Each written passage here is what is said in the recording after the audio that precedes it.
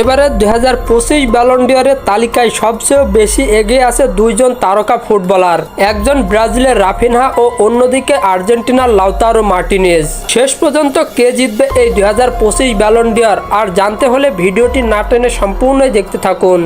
Ballon d'Or, Ballon d'Or, Ballon d'Or, এ যেন প্রতিটি ফুটবলারদের হৃদয়ের এক নীরব আকাঙ্ক্ষা। গৌরবের এই সোনালী মুকুটের দৌড়ে এবার আলোচনার কেন্দ্রবিন্দুতে দুইজন জ্বলজ্বলে তারা, ব্রাজিলের রাফিনহা ও আর্জেন্টিনার লাউতারো মার্টিনেজ। চলতি মৌসুমে যেভাবে ঝলসে উঠেছেন তারা, তা যেন আগুন ছড়িয়ে দিয়েছেন ইউরোপীয় ক্লাব ফুটবলে।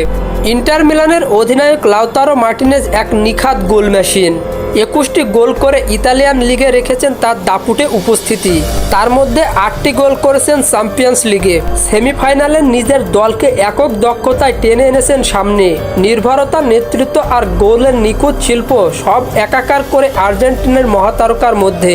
অন্যদিকে বার্সেলোনার হয়ে মৌসুমটা যেন স্বপ্নের মতো কাটাচ্ছেন রাফিনহা। 30টি গোল এবং 22টি অ্যাসিস্ট সংখ্যাগুলোই বলে দিচ্ছে তার সৃষ্টিশীলতা আর ধারাবাহিকতা।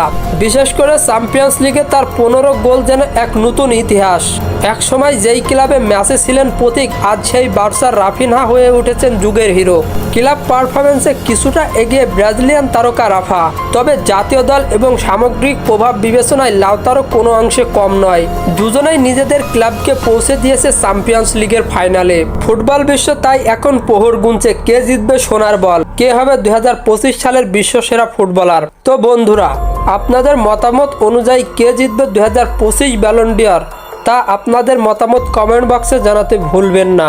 আর হ্যাঁ, ফুটবলের সকল নিউজ এবং আপডেটস পেতে আমার চ্যানেলটি সাবস্ক্রাইব করে পাশেই থাকবেন। ধন্যবাদ সবাইকে।